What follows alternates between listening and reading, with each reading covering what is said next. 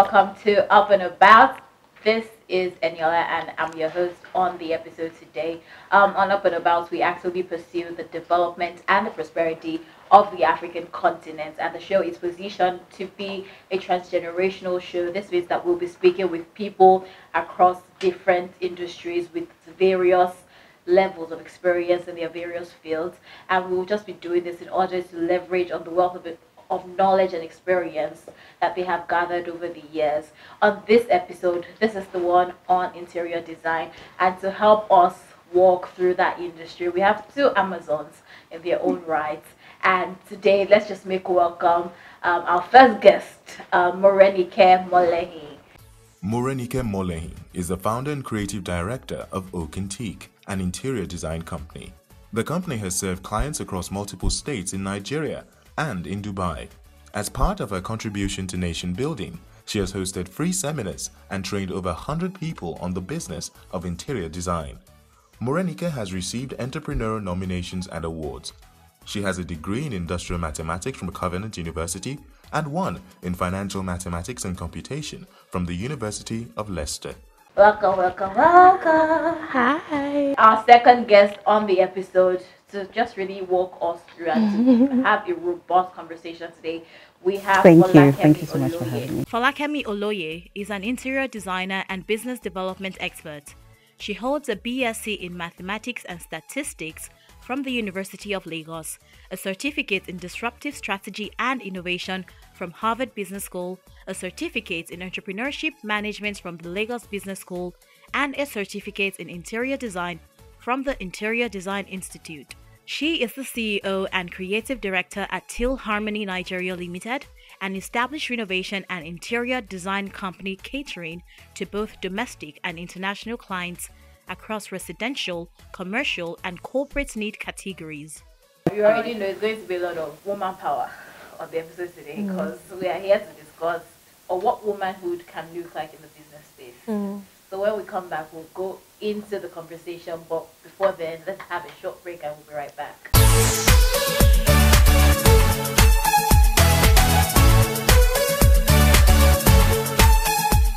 This is still Up and About, and we still have our two amazing guests in the interior design industry, and we're just going to be talking to them, especially as it relates to being a woman and making your own, carving out a niche for yourself in whatever industry that you find yourself in.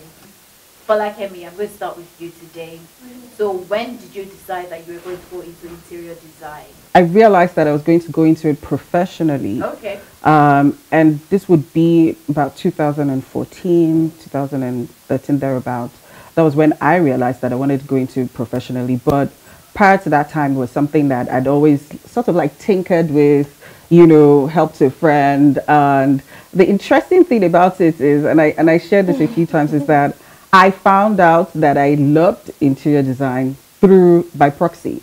So it was a friend and my cousin were like, oh, I think you should definitely do this. And all the while I always thought, well, would anybody pay for that service? I had no idea people would be willing to pay for the service.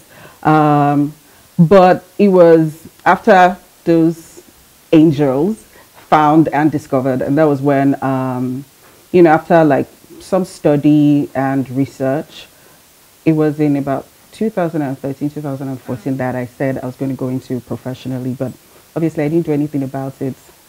Yeah, and but here we are. I'll bring out the lesson. So what I can hear you say is that people around you play a huge role in helping you, you know, discover or pinpoint what you're good at. So I think that it's in our best interest to make sure that we have people of quality around us in our community, people that can talk to us and tell us the truth about whatever idea or whatever we're going through in life. So Absolutely. What about you, Ray? So my story is also similar to Fola's story as well. Yes, exactly. And this time around, it was my husband. So we had just gotten married, and you know, I did up our space.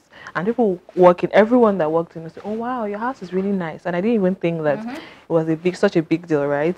And I think after a while, the businessman in him was like, "Are you sure you will not turn this into a business?" I'm like, "Business, qua? No, as in, I don't think so, because I have 2 degrees in mathematics, and I always thought that I would be, you know, like I would I would work in like maybe like financial institution or maybe like, you know, a consulting firm, you know, there yeah, so I didn't even have business in my mind at all.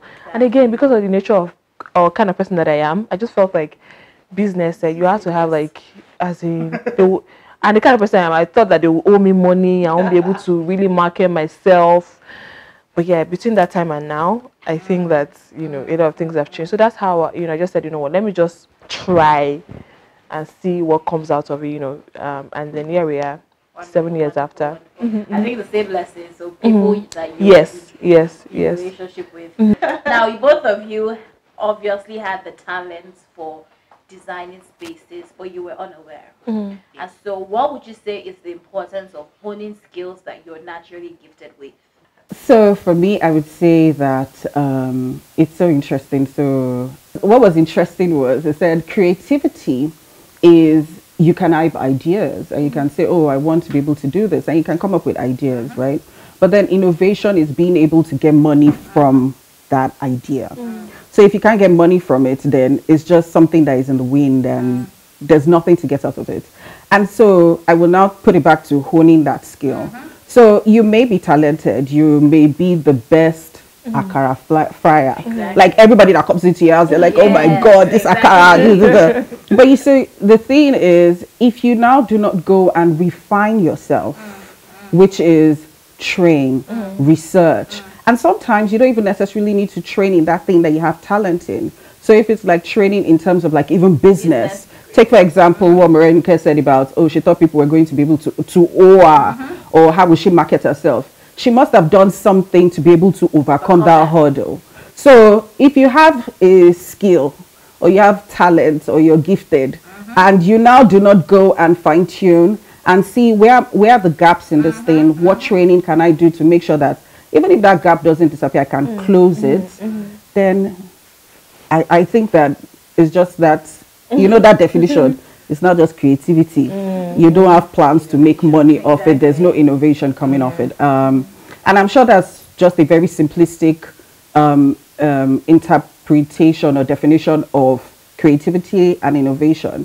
But that was definitely something that sang home for me. So yeah, that would be my 2 cents. I think I was going to tweet that. Creativity is idea. Innovation is making money. Yes. Yeah, so just to add, you know, to what she has said, I think that the difference is, so if you're just, so if you just have the skills and you don't, you know, pursue like, development, exactly. I think that you will just, your business will just be short-lived. Like you will just, it can't take you far, right? But once you own the skills, like, you know, I think that that's the difference between, as I saw a phrase yesterday, from a market woman to a business woman, right? So you just be doing things just as we should be doing it, just business as usual. But once you own skills, you know, it takes you further. It broadens your mind, yeah, exactly. So things that you probably didn't even, you know, think about when you were starting, you begin to have like ideas, and then you can pursue it. Wonderful. So what did that look like for you? What courses, what degrees did you have to get? Because so for me, when I realized that I was going to then, or when I accepted to start this as a business, I knew that I had to have some level of education on it. At the time, I couldn't afford to go to like a proper interior design school. So I think for the first 2 years, I was self-taught. So I would read every and anything that I could lay my hands on the internet. You know how they say Google is your best friend. So so that's what I did. I'll watch YouTube videos. And one of the things that I did also was, you know, Google or search the top interior design schools in the world and try to download their curriculum. So I would download their curriculum, and then I will start taking each topic one after the other. So maybe on lighting, I'll probably study that for like 3 to 6 months. Every and anything, YouTube videos, Google, everything, do that, right? So for 2 years, I was doing that. It wasn't until recently that I was now, able to, and again, it's not because, and I'd already now passed the stage of funds, it was now time. So it was just recently that I then got enrolled into New York Institute of Arts and Designs, and then now, almost completing my certification in that. So yeah, so it's really, really important that you try to get education. That's for wonderful. Yeah. So but the thing is, sometimes we try to want to have that at the very beginning. So if you can't afford it at the time, and you probably don't have the resources, you can start, and then along the way, you can make sure that you get that. I love it. So what I'm hearing is lifelong learning. Yeah. What about you? So it's very similar in terms of trying to like hone it and then just bring it home for me. I think, but the difference also was I'd seen like a few people that were doing interior design at the time, and so what I would do is I would close from work and then I'll go and sit down in their stores and just sit down there and say, oh, maybe a client comes in, I'll try to attend to the client, I'll try to do a few things. So that helped because I was able to get on ground knowledge.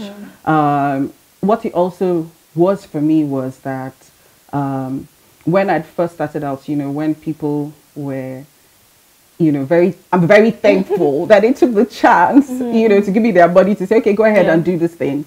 I would sit down with my artisans and I'll just say, oh, see, look at that. What's this? When I go to a supplier store, I will sit down with them. I'll learn from them, and they will teach me. Definitely a lot of Google, YouTube for sure.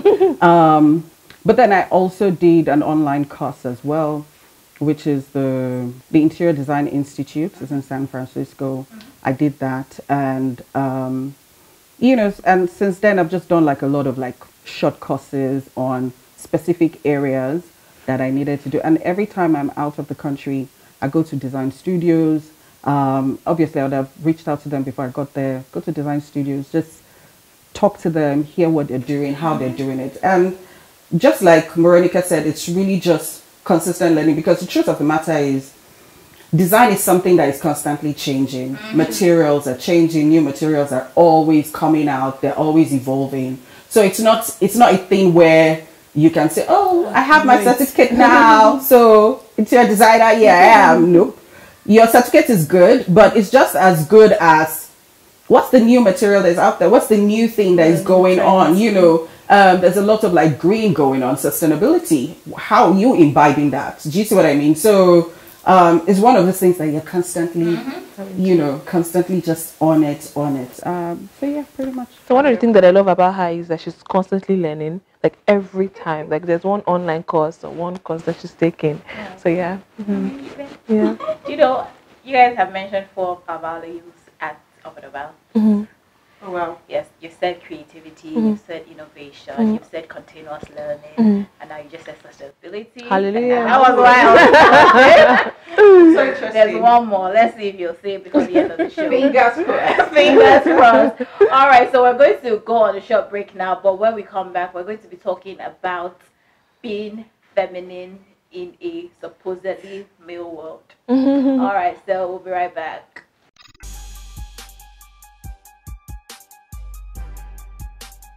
That I'm female doesn't mean I won't do your renovation. I'll probably do it better, because I don't want you to say because I'm female, that was why there was a mistake here or something happened.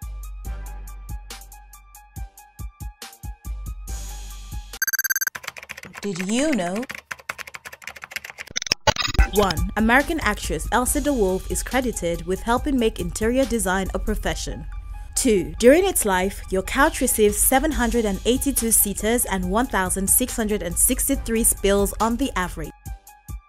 3. The oldest surviving carpet in the world is over 2,500 years old. 4. Interior design is a degree subject and can even be studied at doctorate level. 5. Lighting affects your mental health. Now you know.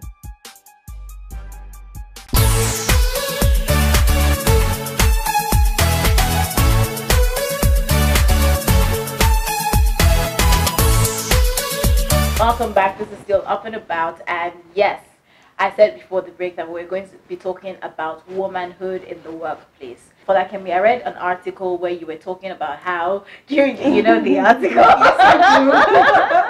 where you were talking about, you know, being a woman, you should not try to do it better than a man.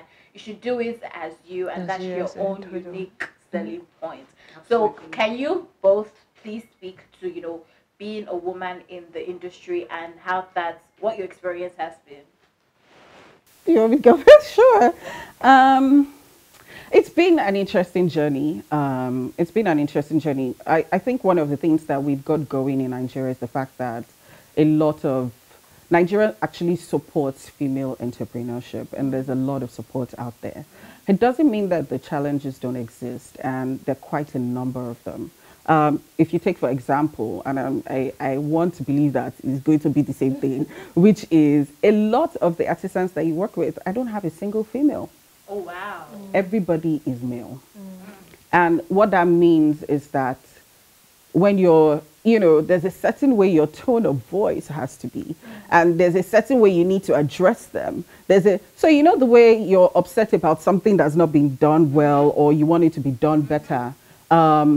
But you always, and obviously I think it's just natural, but in this case you have to also manage it, especially because a lot of the artisans that we're working with, they're not overly learned. Do you see what I mean? So they have this notion that there's a place for a woman.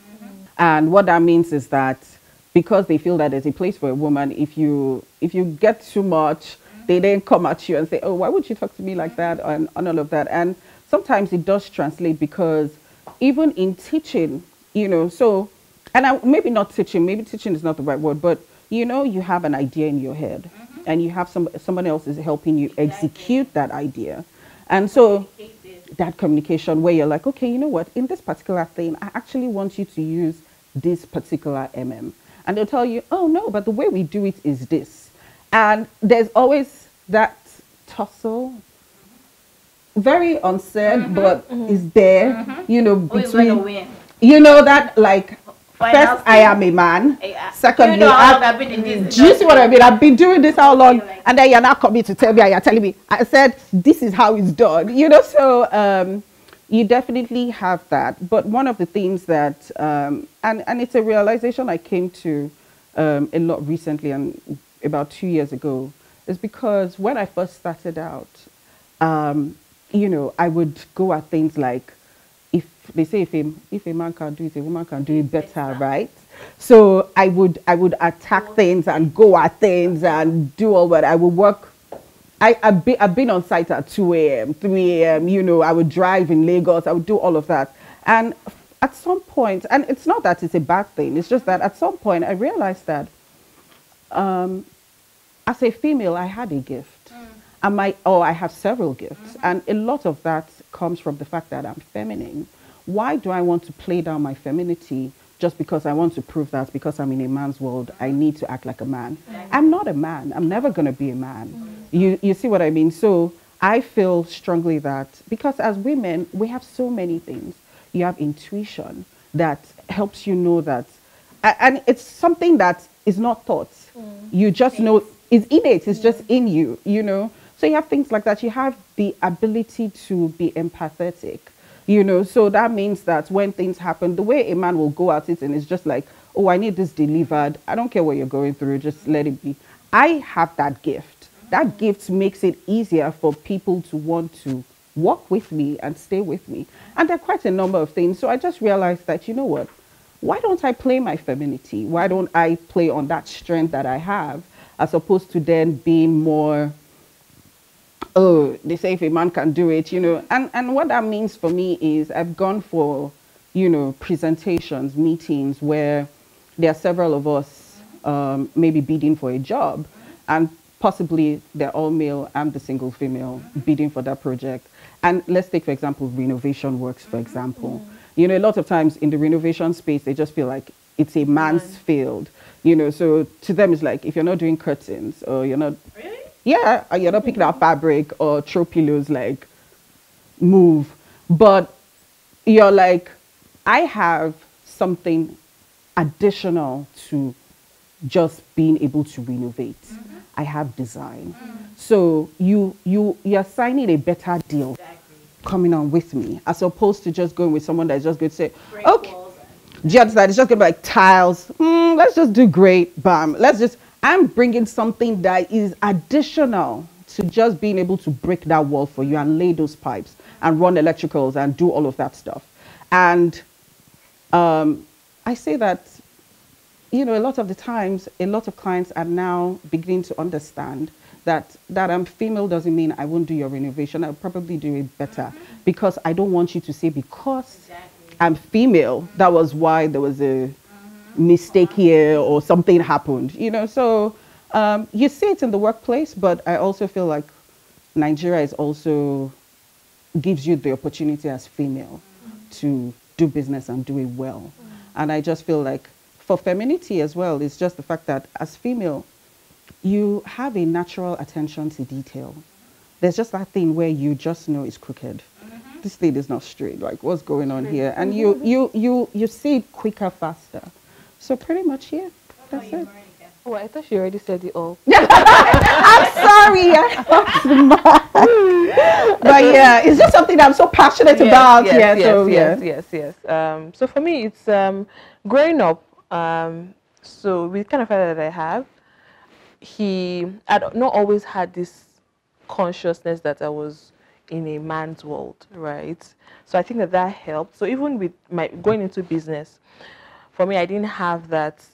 So I would actually do a job, as an individual, and not because I'm female, gender exactly. But again, I agree with Folakemi, because even though you have that reality, even though you have that consciousness, the reality is there are people out there who would just not want to give you a job because you're female, you're a woman, exactly. But I think that with time, with experience, like people are beginning to warm up, and then once you give value, right, whether you're female, whether you're male, people would be endeared to you. Like, for example, if someone comes out now and says, I have the cure for coronavirus, and is a woman, you will not say that because she's a woman, you don't want.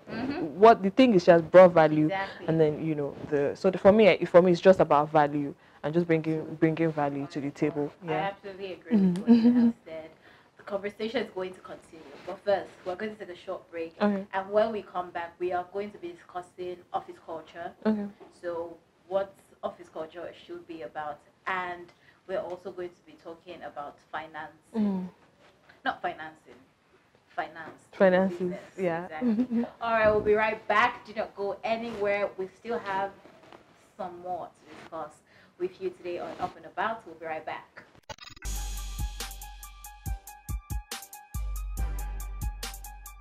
One of our core values, excellence, innovation.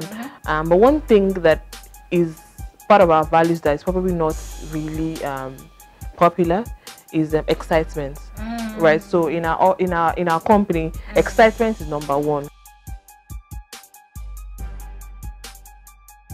How to succeed in the industry. 1. Get requisite educational qualification. A decorator is not a designer. The difference is education. 2. You need to be a people person and sometimes a mind reader. 3. Develop a portfolio.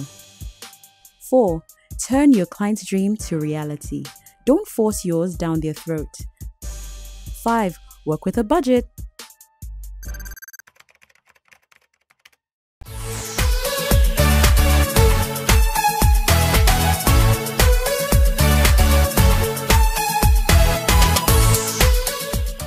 Welcome back. It's still Up and About, and if you're just joining us, we are talking on the interior design industry today, and to help us do that, we have two amazing women in the studio with me today, Morenike Molehin as well as Folakemi Oloye.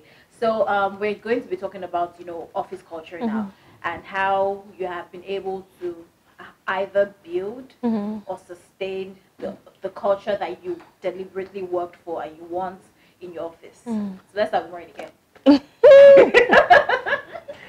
Me, I have WhatsApp office. That's a thing. So even before this whole lockdown, work from home, stay from home, we'd always, practice that. But again, I don't think that the office culture that you're talking about has to be something that will be in a physical building. I think it's just like the culture of, you know, the workplace. So one of the things, you know, so one of our core values, you know, excellence, you know, innovation. But one thing that is part of our values that is probably not really popular is excitement, right? So in our company, excitement is number one on our core value, right? And then you have excellence, innovation, and, you know, and the others. Excitement is really, really, really key. And I think you know how it is, you know, the CEO kind of, you know, breathes their self into the company. Naturally, I'm usually a happy person, bubbly person. So, and the kind of work that we do is so stressful, so strenuous that you just have to find joy. You have to find it. So my staff, they know, like, if I'm not feeling the excitement spirit going on, we'll talk about it, what is happening, because we have to, right? So for us, I think that's where, you know. Yeah, that's wonderful. Yeah, I absolutely love excitement as a core value. Yes. You know, imagine. Why did you say We have coming in every day and they see excitement. You're so serious. We will have excitement officer. Oh wow! Yes, that's amazing. So it's a very deliberate. Yes, it's a very deliberate. Yeah, sure, no problem. If you make us more excited, ginger us. Why not? Yeah, you've been smiling since you got here. Exactly. So that's yes. amazing. So for us, I would say we definitely don't have excitement on our core values. But I totally agree with what Morenike said, which is that a lot of the times the core values are the things that the CEO embodies. And then I realized that it's also one of those things that after a while, after you've grown to a certain level, you can then have another session, which is what happened to us really. So we started out with, I think, about 3 core values. So when you were saying your core values, it was so interesting because our core values are innovation and creativity for sure. Sustainability. Funny enough, sustainability is not a core value for us. So the core values that we have is things around flexibility and being adaptive, putting people, our clients first, you know, so things like that, teamwork. And for us, one of the themes is, just like Morenike said, the job can be strenuous. It's stressful. You're dealing with a lot of variables. Yeah. And then you're not dealing with variables in Nigeria. So there's there are different layers. Yes, different layers pretty much. And so for us, what our company culture is that we want to be fair, open. We try as much as possible to make sure that we're laid back and a lot more relaxed. So on Mondays, we're like all dressed up, and it's only on Mondays. And the reason why we dress up on Mondays is because we're like, we still have clothes in our closet, right? I'm actually going to work. Do you get like so that your neighbors actually believe that you go to work? And then every other day of the week, we're more like laid back, which is like jeans, like t-shirts. So t-shirts, and today I'm sure if you go to our office, almost everybody's on a branded shirt. It just makes your life a lot easier. And so for us, our company culture is being able to be open. Open door policy, which is you can always come and talk and relate, and it's not a stiff environment. So if you come to our office, music is playing because it's also a creative space, and so we're trying to make sure that at every point in time, anything that will enhance that ability to create and develop ideas and do all of that is available. We'll also make sure that we try to keep it very young and vibrant, you know, so that you know, you just want to keep that energy. That energy is very, very important. And wonderful. And definitely, and then also one of our company cultures, even though we haven't mentioned it, it's not a core value, is that we try to make sure that we are governmental. And what that means is that doing things right. You just said it. Because our final value is legitimacy. Oh wow! So that's amazing. You're part of their company. No, because for me, it's something that I immediately, you know, I knew I was going to start this and do this as a business. I realized that a lot of times, a lot of Nigerian businesses cut corners, and I definitely knew that it was one of those things that I didn't want to be and compromise on. I didn't want to compromise on. So it's been difficult Yeah. It's been difficult because unfortunately we're not in a place that celebrates it. You know, so everything is coming at you to say, why are you being different? What's the big deal? But it's just something that we believe in and we stand by, and we're like, you know what? Wonderful. We're not cutting corners. I love to say it. I love to say it. I love Yeah. Especially when you have, sometimes you have clients that will say, why are you putting VAT now? Do you have to pay VAT? Exactly. And like, if you are not paying this VAT, I'd rather not do the project because it's very important. You have to remit everything. So yeah, I can love imagine. it.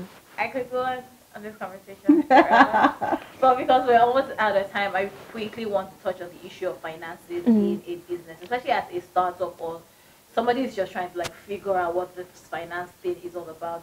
Maybe somebody has not been paying their taxes since they incorporated their business. Exactly. So can you just quickly walk us through that? So for us, one of the things that we do is, I'm not gonna like for the first 2 years we didn't pay taxes, and we didn't pay taxes not because we didn't want to pay taxes. It was because we didn't know better. Exactly.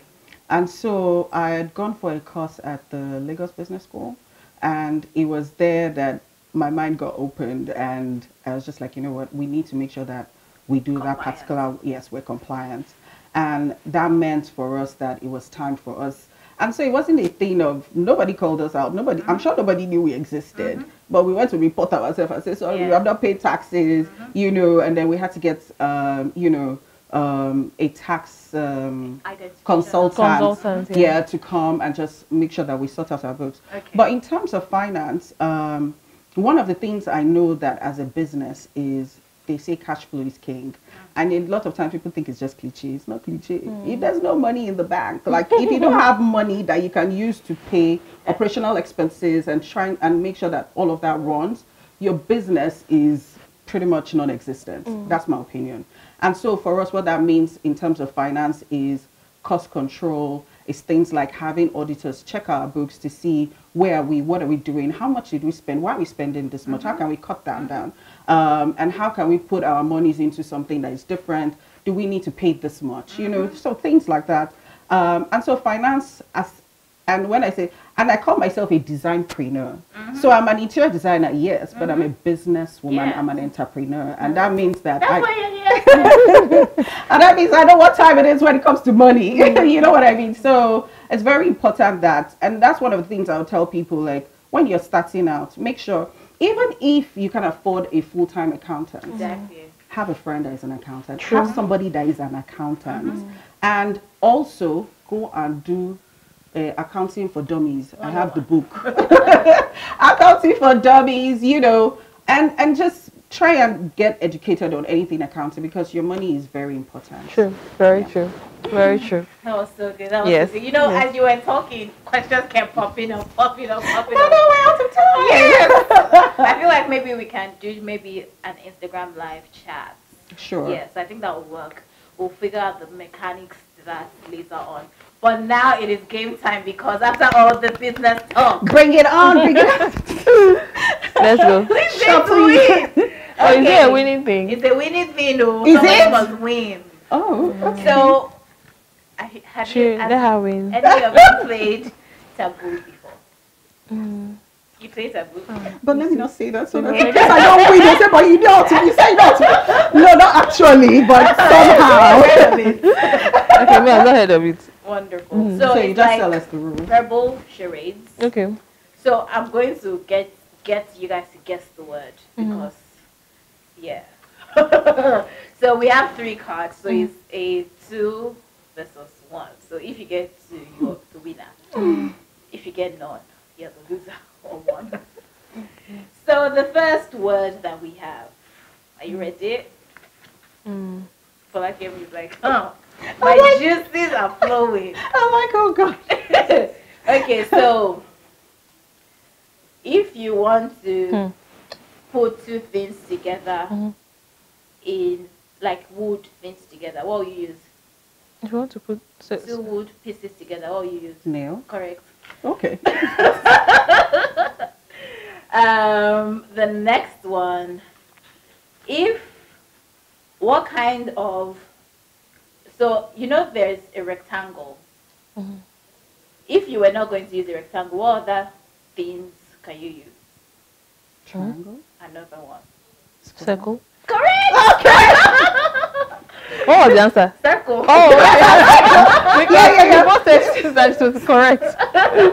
But that was a very vague question. Yeah, because so the thing is, I can't say shape, round, ring, friends, pool. Right. Oh. Yeah. Right. So the final one. Are we ready? The winning question. Yeah. You are in the. What industry are you in? Interior design. The second one. The second one. Real is estate, construction. No, Interior. The second Design. one. Okay. Come on. So we are. Congratulations. So what do we win? You win. Time in my presence. Let me know. Oh wow. Wow. Well, thank you very much. You know, the funny thing is, we should have found out what we wanted to win. Exactly. Played it exactly. No, it's not a winning game. There's nothing I can give you. So that's the issue. But when I blow, I'm going to spoil you. Oh, I can't wait. But you're not the winner. Let me tell you something. Myself and Morenike studied mathematics. We have a lot of things Yeah. going on. Yeah. So Yeah. if she wins, I win. Yeah, so you already gave her women supporting the... women. Yeah, There exactly, you go. Exactly. All right. I hope you enjoyed this episode of Up and About. You know, make sure you watch it. Tell your friends to watch it. Tell your enemies to watch it. Tell your business partners to watch it. And just generally, just spread the word because we're going big on this entrepreneurship thing in Africa. And you have to be a part of it.